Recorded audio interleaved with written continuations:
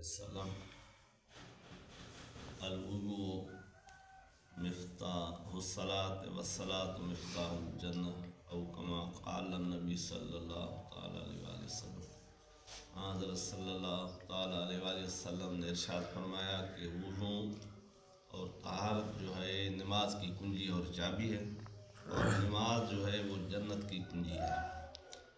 تو نماز کی صحت کے لیے وضو شرط ہے، پاک صاف ہونا ضروری ہے۔ اگر پاکی نہیں ہوگی یا وضو نہیں ہوگا تو نماز نہیں ہوگی۔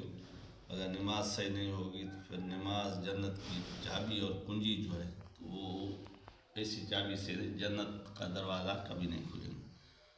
تو اس طریقے سے نماز تو ہم پڑھتے ہیں، لیکن بہت سارے مسائل ایسے ہیں کہ ہمیں نہ نماز کے معلوم ہیں نہ وضو کے معلوم ہیں، اور ہم سمجھتے ہیں کہ بھائی ہم ماشاءاللہ ہم نماز پڑھ رہے ہیں، شکر الحمدللہ اللہ کا کرم اور احسان ہے کہ اللہ نے توفیق دی ہے کہ نماز ہمارے لیے جنت کی کنجی ہے اور ہماری نجات ہوگی۔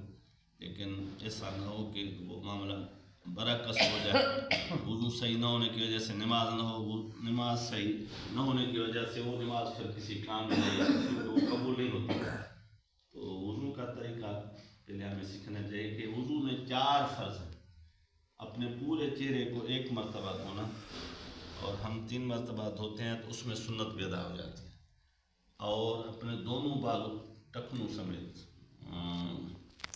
کورنوں سمیت 1 مرتبہ دھونا فرض ہے، 3 مرتبہ دھونا اس میں سنت بھی ادا ہو جاتی ہے۔ اور سر کے چوتھائی کی مسح یہ فرض ہے، اور پورے سر کی ہم مسح کر لیتے ہیں، فرض کے ساتھ سنت بھی ادا ہو جاتی ہے۔ اور دونوں پاؤں کو ٹخنوں سمیت 1 مرتبہ دھونا فرض ہے، اور ہم 3 مرتبہ دھوتے ہیں تاکہ سنت بھی ادا ہو جائے۔ باقی وضو کی شروعات ہم کریں گے، پہلے دونوں ہاتھ پنجوں تک 3 مرتبہ دھوئیں گے، انگلیوں کا خلال کریں گے، یہ ساری سنت ہے۔ 3 مرتبہ کلی کرنا، مسواک لگانا، یہ بھی سنت ہے۔ اور ہر دھونے والے عضو کو 3 مرتبہ دھونا، یہ بھی سنت ہے۔ اور دوسرے عضو کے خشک ہونے سے پہلے عضو کو یہ بھی سنت ہے۔ دوسرے عضو کے دھونے میں اتنی دیر نہ لگا کہ پہلا عضو، اور ناک میں پانی 3 مرتبہ دائیں ہاتھ سے دینا، اور پھر بائیں ہاتھ کی اس چھوٹی انگلی سے ناک کو صاف کرنا، یہ بھی سنت ہے۔ اور اپنا وضو کے دوران جو ہے آدمی صلاۃ شریف پڑھے، شروع میں بسم اللہ الرحمن الرحیم پڑھے، وضو کی نیت کرے کہ میں پاک ہونے کے لیے وضو کرتا ہوں، پلیدی دور کرنے کے لیے۔ اور گردن کی مسح اور کانوں کی مسح یہ جو ہے اپنا مستحب ہے۔